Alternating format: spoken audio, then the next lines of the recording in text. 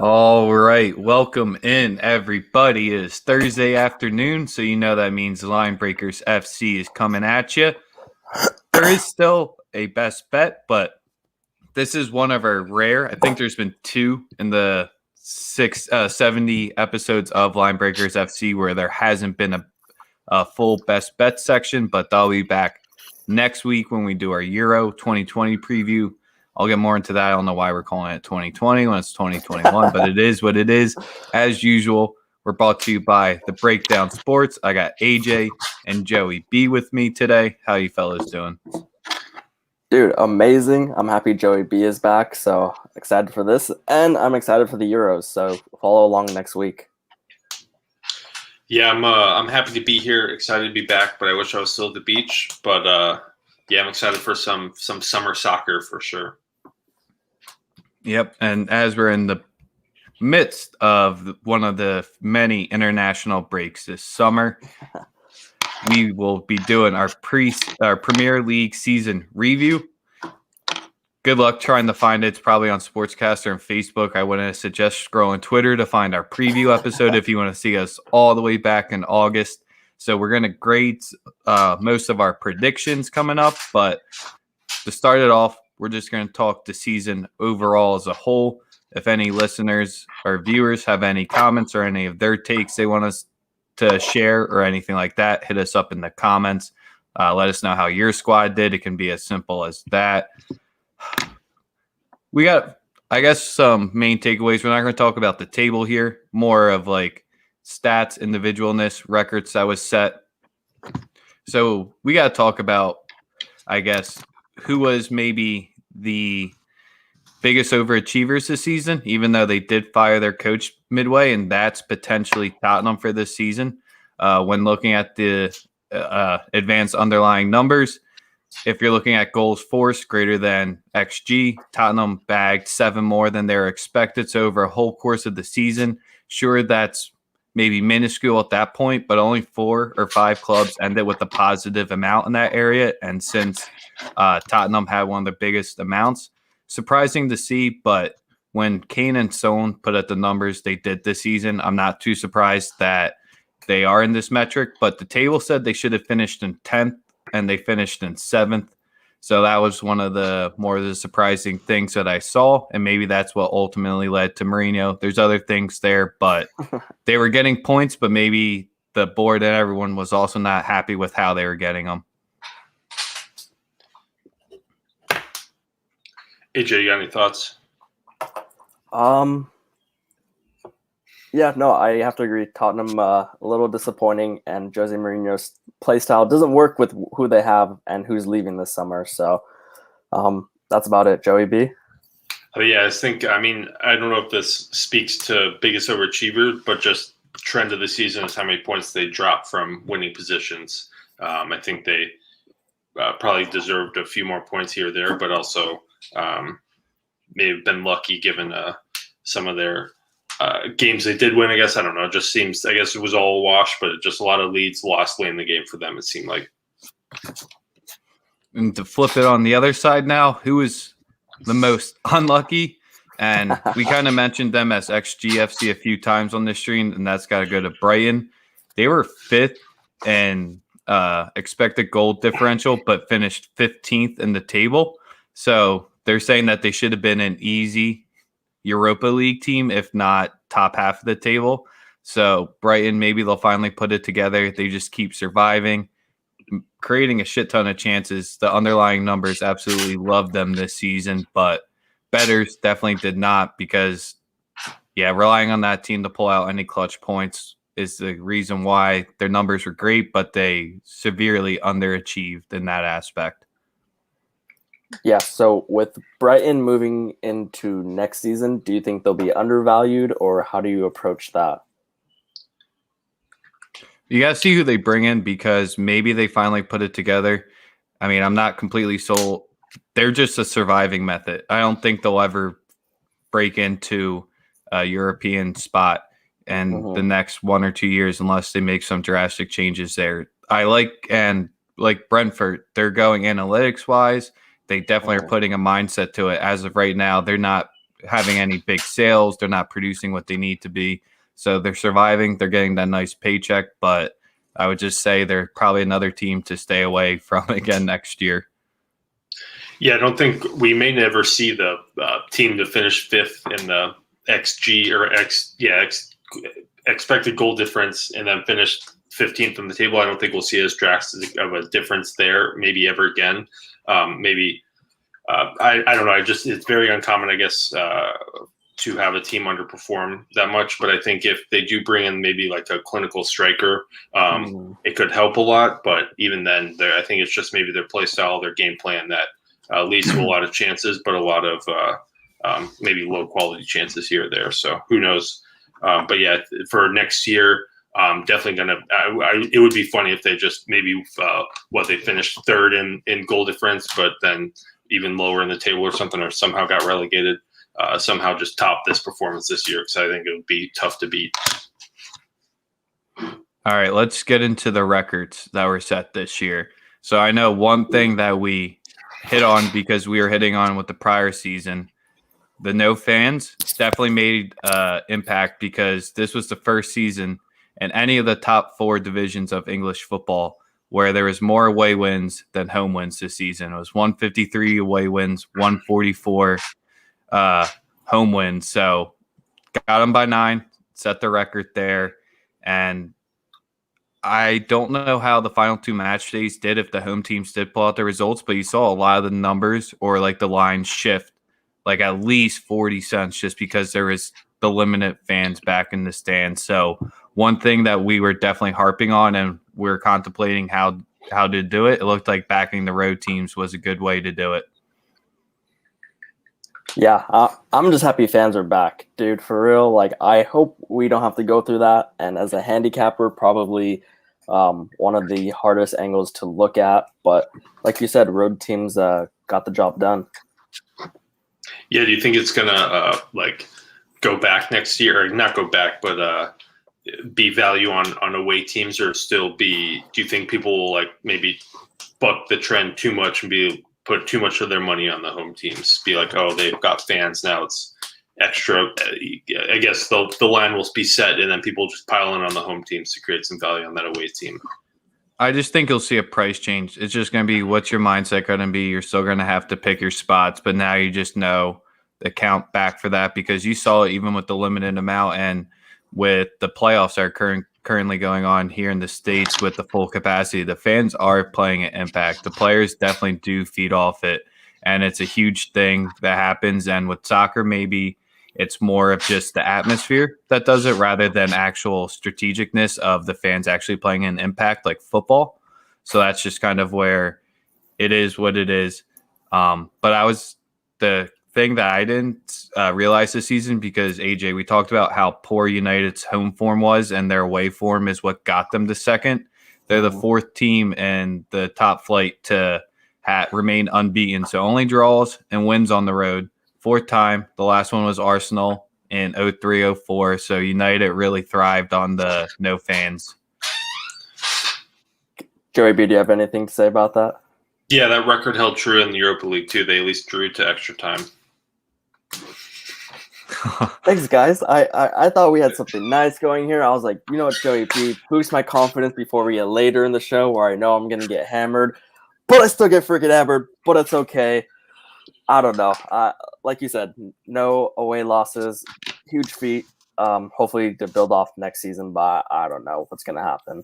I mean, you guys got second, so I was just at least you got in the Champions League next year. Yeah. You guys pulled the Southampton from last season or 2 seasons ago at this point now, where they couldn't just clean it up at home, and you're potentially actually fighting for that number 1 spot. So it's good stuff to build off of, especially with the fans coming back. Mm-hmm. So I guess it was also preluding to AJ, your boy Rooney no longer holds the record. Aguero's brace at the last day took it over.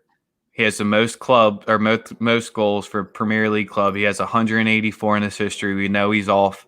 So got the last 2 on the day, broke Rooney's record, and he's out.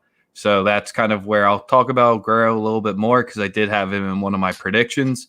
But 184 is wild, just as an overall feat. Yeah, That's a lot of goals to have in a career. But yeah, I think one thing that and that's just for a single club, right? Yes. So obviously Rooney started at Everton and everything like that. So I'll still take a crown for him, but I like Aguero other than his one goal, that one moment. Classy player, happy for him. we'll see if he still got it on Barcelona. Yeah, we'll have to see because he didn't get that much of run this season, so he should definitely be fresh. We saw the youngest manager appointed. Doesn't look like he's going to be sticking there, so good for you. Got a few games. Not much more to say about Ryan Mason, but congrats on doing it. Under 30 years old to coach a club. It just seems like former players is now the new trend, regardless of if they played for you or not. The athletes today don't look like they want to be actually coached by real coaches. Take that however you want it to be. One of our favorite subjects. There's a new record this year for most penalty kick goals in the Premier League season, thanks to VAR, obviously. But PKs went up this season. It is what it is. It'd be interesting to see if this is true in Italy, Germany, and Spain too. See how that trend fit, I guess. But yeah, it's one of the big reasons why it's just impossible to bet on EPL this year. I felt like. But I do think towards the later half of the season, they did get better with VAR, not calling everything that touched the hand a handball, rather letting it be more natural and just fixing big issues. So I wouldn't say I'm happy in the direction VAR is moving, but it's a start somewhere. And then I guess this really isn't a Premier League record more than a Jose record, but it's his first time in his career in the domestic season. He's lost 10 matches. Didn't even make it to the end of the season, potentially how many more it could have been. But it's Mourinho's first time he suffered 10 league defeats. Joey B, thoughts? No, not many thoughts. Good luck, Roma. Yeah, good luck. He's like, who knows how he's going to do? He's just going to bounce around until he gets like into the championship side or something. All right, so that's kind of as what's up? I got 50. The one you missed, I guess, 56 times the team came back and won after conceding first. I think Man U had 15 of those. Like they came. I'll give AJ props there on that one, but I think it was almost like 6 games in a row, or like I think it was every away games, like their first 7 away games, they conceded a goal and then came back and won. So something like that. But that's a good tidbit right there because I did skip over that one. Previously, the record was 52, and I think that definitely has an impact of the no fans being there as well. Because especially when your club gets up 1-0 and they end up conceding and going down 2-1, it's usually a lot more pressure, a lot more within the stadium than just trying to get any mojo, trying to feed off nothing. Sometimes it's just dead and it gets buried. I think it just probably showed how big of a goal, like scoring a goal, shifted momentum in the game. Whereas like the fans could maybe influence that a little bit. Whereas it was just like a goal that was the deciding factor, I guess, in the momentum. All right, so time to get into our predictions. What we thought coming into the season, who ultimately came out with it. We'll start with. This is the fun one. This is the one where throwing a dart at the board with everyone who moved in could be a similar way because you can never predict injuries, how they're going to be used in the lineup, how long they take to adjust. But who had the biggest transfer impact? I was not correct with my prediction. I picked Zagic. Ended up playing 23 matches, got 15 starts, logged a little bit over 1,000 minutes. So most Premier League players that would be an impact, or if they're a usual starter, they're clocking upwards of 1,700, and that can include some rest and break minutes. If you're above 2,000, you're just a workhorse. But yeah, Zagic got 2 goals, 3 assists, just basically wrong. Had the same amount of goals and 10 Champions League appearances, but it's the Champions League. It doesn't count for this stream. So yeah, big wrong with Zagic. Joey B, who did you go with? So I had Rodrigo for Leeds. He did just marginally better. He did play maybe 1,300 minutes, just under that, but he did have 7 goals, 2 assists, so he did contribute. I think he picked up an injury like midseason, then kind of struggled to get back into the side. But yeah, he was, I think, worth $40 million, and so hopefully he can maybe have a bigger impact next year. But yeah, definitely not the best, but he wasn't the bottom of the pack, I guess, for big signings this year. Yeah, I liked Rodrigo a lot, and I still have high hopes for him moving forward. So if we do like a 2-season Premier League review, carry that into the following one. But for me, I had James Rodriguez. He moved to Everton. I think he finished with 6 goals and 4 assists over 23 matches. He, at the start of the season, was on freaking fire. I think half of those came in the first 5 games, and we're all talking about Everton. They were in like second place. They were winning 4 out of 5 matches. And then he started to get hurt slowly and then slowly fizzled out from there. Yeah, his name's just completely linked into transfer market to see if Ancelotti's going to bring him with him. So potentially he might have only had 1 season to make that impact. So this is where, who do we say or who do we pick to win it if we guys had a choice? I kind of just want to go with Mendy here because that's taking Champions League way too much into account. But at the same time, I mean, Mendy was pennies compared to what Kepa cost. And they basically never had to worry about playing his ass because Mendy was exactly what they needed from a keeper. And yeah, he's definitely above average, a very good keeper, but he's not top 10, top 15 in the world. He's a serviceable guy that will get the job done. He definitely is young enough that he could potentially grow and get into to that top spot. But I think we're all going to agree who it has to go to. But AJ, who would you have to give it to? I mean, this is the Premier League review, so it has to go from a guy who won the Premier League title. So I think the simple choice is Ruben Diaz. Yeah, he was the Premier League Player of the Year, whatever association or whoever names him. But yeah, I mean, that City defense was good. I think definitely changed the shape of the defense, or the stoutness, I guess you could say, and even let John Stones and Laporte kind of bounce back a little bit this year and get some minutes or get some rest and kind of slowly build back in. But he definitely was the stalwart back there. Yeah, our biggest concern in the preview was City's defense. And I know that was one of the reasons why when we get later into it, why some of us were bullish on them, or not bullish, some of us were like hesitant on taking them, and we thought other squads may have had value. But they won the league by 12 points. They conceded 32 goals. Chelsea conceded 36.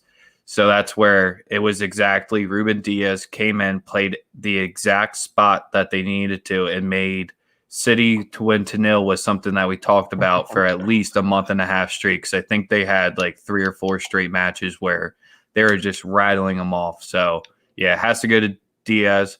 Fofana might have gotten it if Diaz didn't transfer. It didn't have as big of an impact. Fofana is extremely young, so that's just kind of where Leicester made a great move there. He's someone to watch, and not many people give him the credit that was due for the impact he made as a youngin'.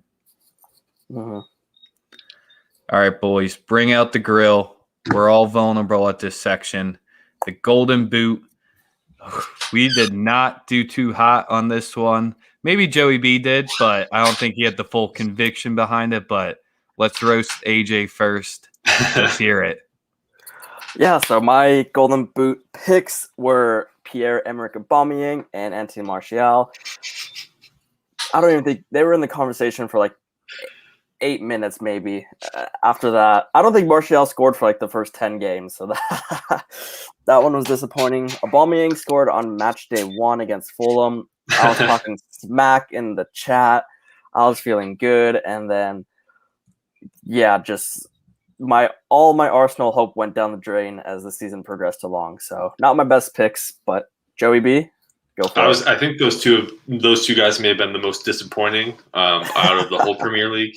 And I think third, I said there was value on Werner, and I don't even know if he scored a goal in the Premier League.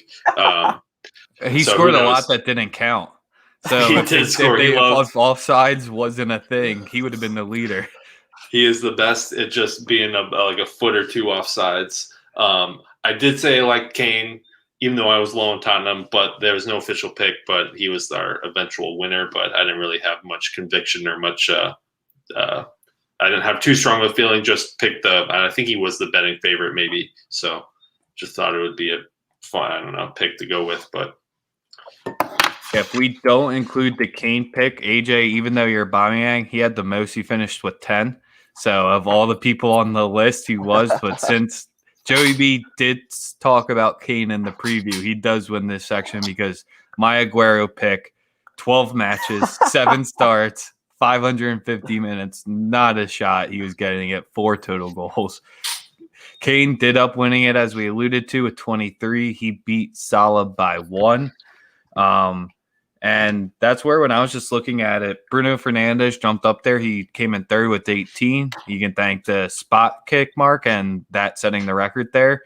And then Son, I guess he wasn't the surprise with 17, but Bamford, I guess, because we were talking about one way that Leeds was going to be successful, and it was if Bamford proves that he's ready for the Premier League this year. 17 goals. So I guess him or DLC or DCL could have been your 2 surprises up there. I don't know if you guys had any surprises you saw at the top.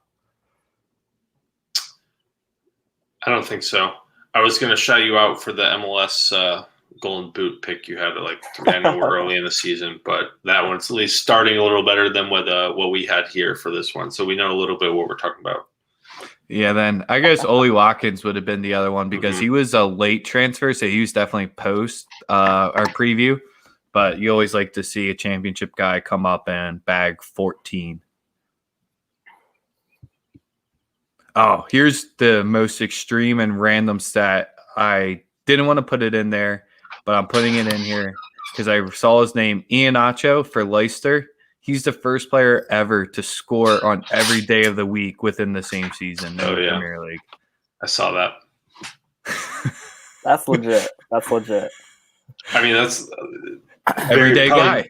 Yeah, you can. If the day ends in Y, he's got a goal.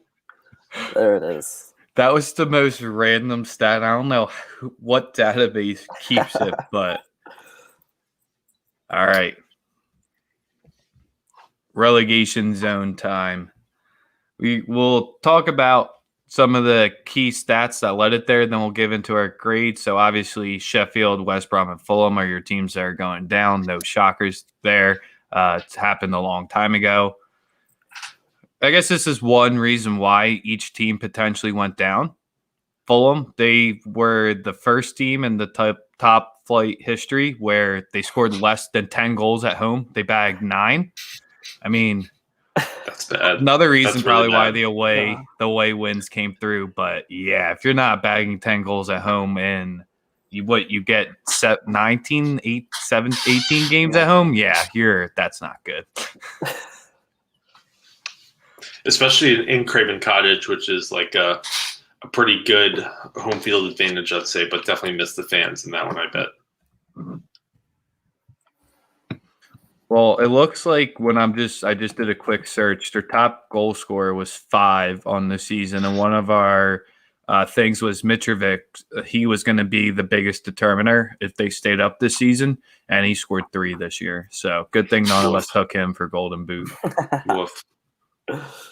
So this one isn't probably why West Brom went down. I mean, if you listen to us the whole season, you know why West Brom was going down the whole year. But they've been relegated for the 5th time. That ties the most for Norwich. But hot seat Norwich, they could set the record next season.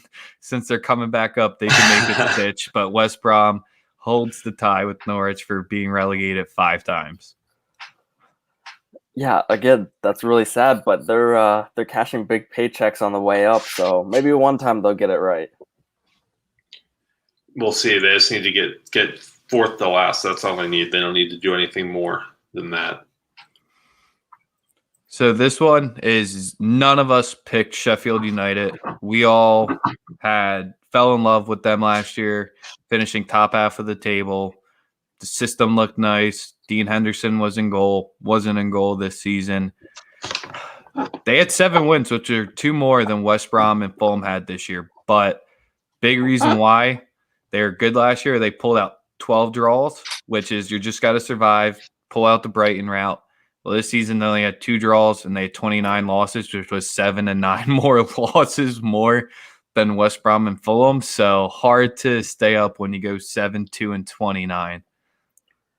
It was the earliest someone's been relegated, or tied the earliest someone's been relegated in a season as well. Yeah, that's really brutal. I'm pretty sure like 8 out of their first 10 games are just straight losses. So they struggled. And I think, I don't know who mentioned it, but someone within the Breakdown organization said after the break last season and we came back and resumed play that Sheffield were overperforming. Didn't take that into account. And this season it really showed last season how much they overperformed. Yeah, you could say that. To say the least, they were that they overperformed last year. That they took a step back, going from like top half of the table to being relegated in 8 months into the season or 6 months into the season. That's pretty bad.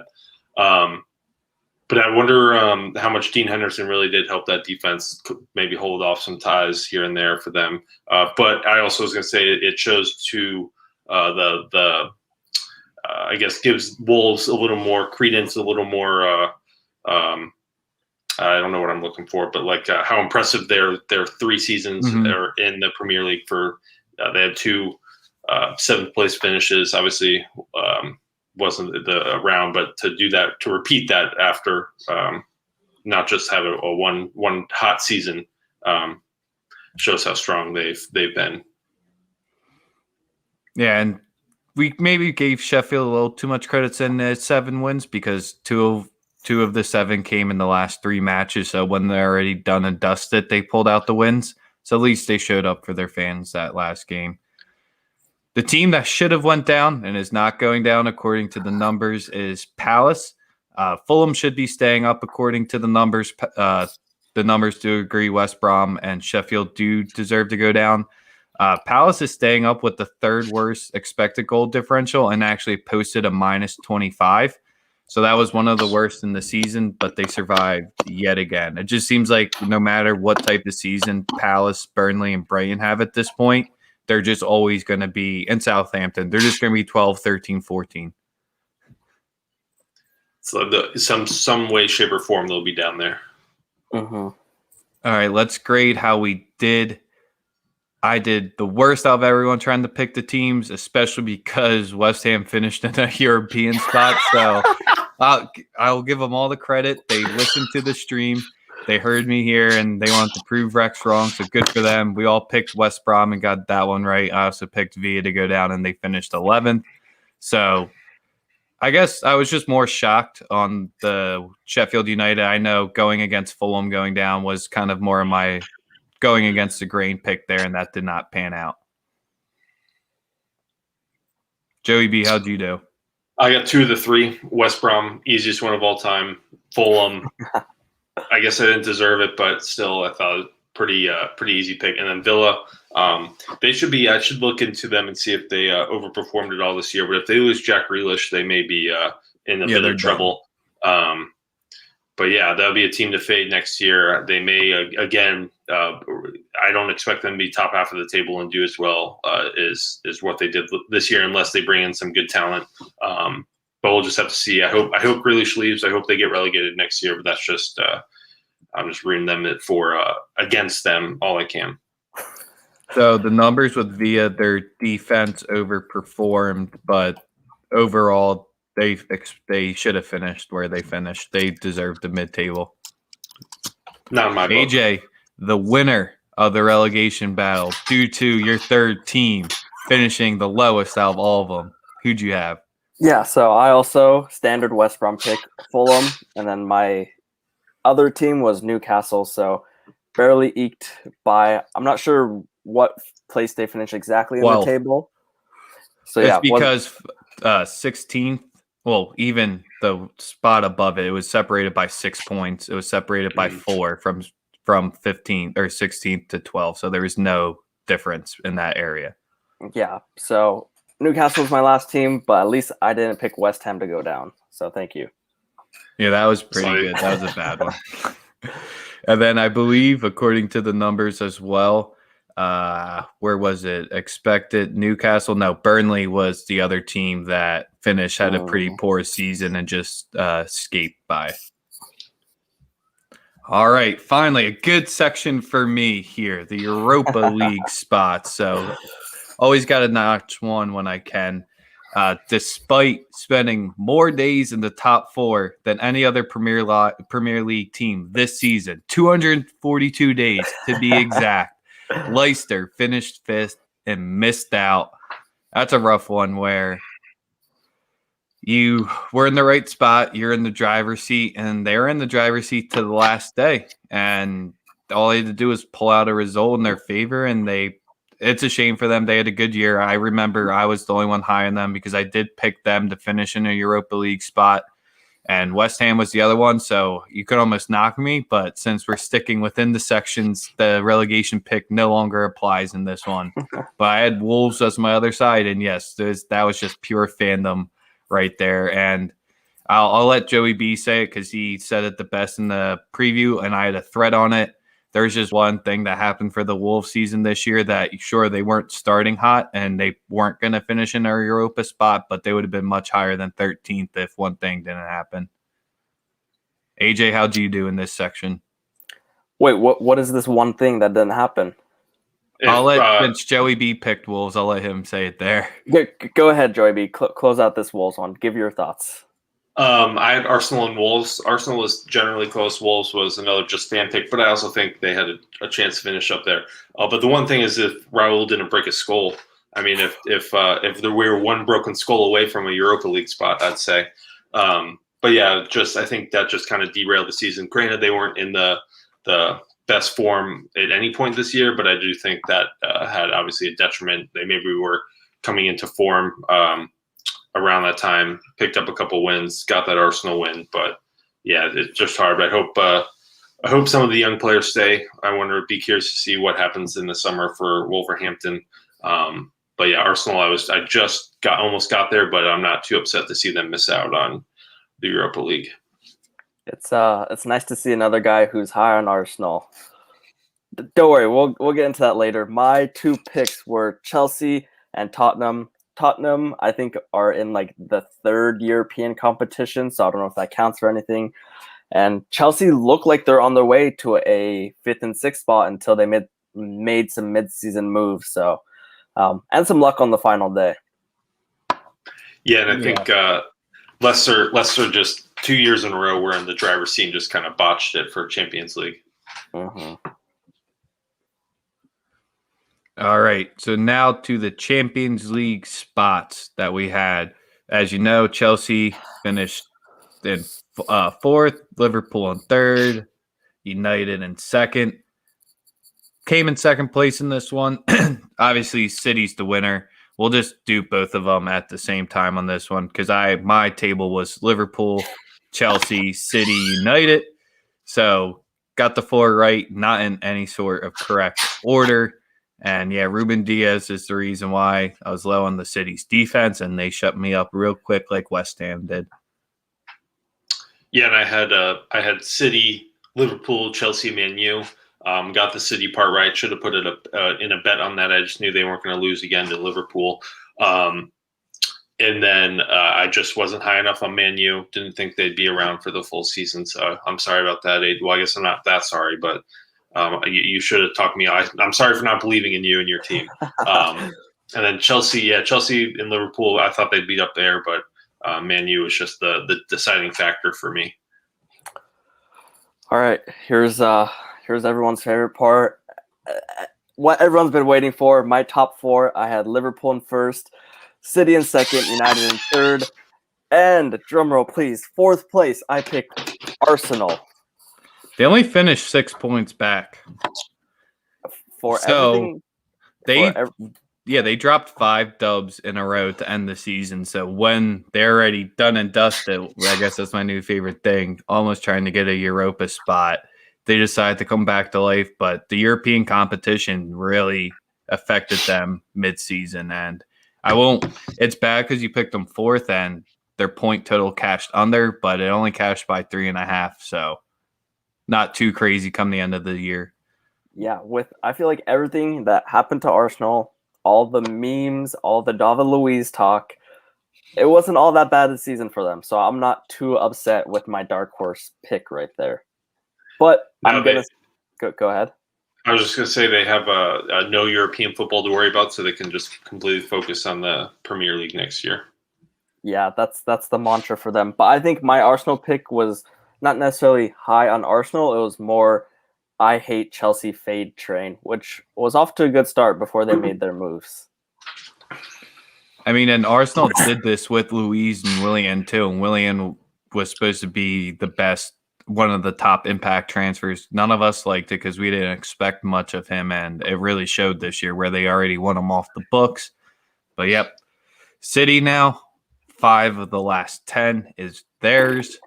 They got a stranglehold on it right now, and it's not a good time, I guess, if you're a City hater, right, AJ? Sadly, yeah. But I don't know. Do they have 2022 odds out already? Are City favorites? They have to be. Yeah, I would think they'd have to be. I don't know how much in the minus they would be, but you're 2, 3, 4 with Liverpool when they get healthy again, United going back, and Chelsea in the better form. I'm thinking potentially United and Chelsea might have the second and third odds, but I think those 3 are just going to be exactly the same. Mm-hmm. All right, so let's get into our best bets. I think I'm the only one who made season-long bets in the Premier League. Like I said, the Arsenal team total under 64.5 points cashed. And then the top finisher without City and Liverpool, I picked Chelsea is at plus 190. That one did not come through. Wish Tuchel came in earlier and maybe they would have gotten it, but United took that one through, and I think they're plus 125s in the favorite in that category. So that's where I didn't take it. Yeah, my only season-long bet was Anthony Martial Golden Boot. Yeah, wow. Okay, moving on. Yeah, and I don't think I had any season-long bets. I guess you would have known because the money would have went in or out of your bank account. So that's an easy way if Joey B didn't have any season-long bets. All right, so we do have a best bet. There's only one. I think this is the lowest number that's ever been given out of the show. And fellas, with international up, I like seeing the rosters a lot before making any plays. Mm-hmm. Had a lot of leans, so no one gives a shit about your leans where been writing them down, been doing the Euro scouting report, so it's more just I don't want to be biased watching these teams to see how I want to bet on them. But we have a parlay tonight and tomorrow. It's a 2-leg. Well, obviously it's a parlay. It's 2 legs. It could be 3. This is it could be, but I don't go crazier than 2. I think this might be the most stereotypical bet we'll ever have.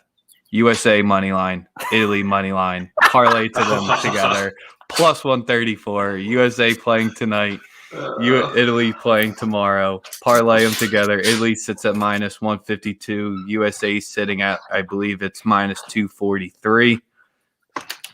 There's Nations League for CONCACAF.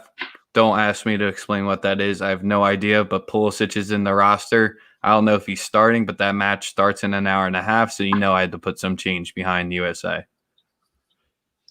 I don't hate that. The only thing isn't Europe, so like Italy in friendlies right now? Yes. It's like the Euro tune-up game. Who are they playing? They are playing shit, I should know this. Because I bet it. Czech. I didn't want to. It was. I knew it wasn't Croatia, but that's the name I was going to say because I wouldn't have. Close. They wouldn't be minus 150, but yeah, they're playing the Czech tomorrow. I like the roster. We'll get to it next week with the Euros. Been doing a lot of digging, and I like who they currently have called up. If whoever loses, you have to denounce your heritage with them. It's kind of extreme because I would have. That's what it was like the last World Cup. There was nothing to root for or watch. Jeez. Yeah, sad.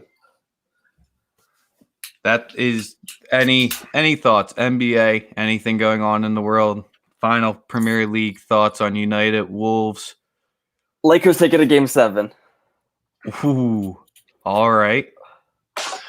I got no thoughts. I'm trying to get caught up on sports. I was, I'd say, away for 10 days or so. So didn't really follow as much as I should have. So I don't have too many thoughts. The Nuggets and the Blazers play tonight. Mm-hmm. Give me the Nuggets in that one. They close it out. Even if Dame Lillard scored 65. Oh, man, I like that nice ballsy play.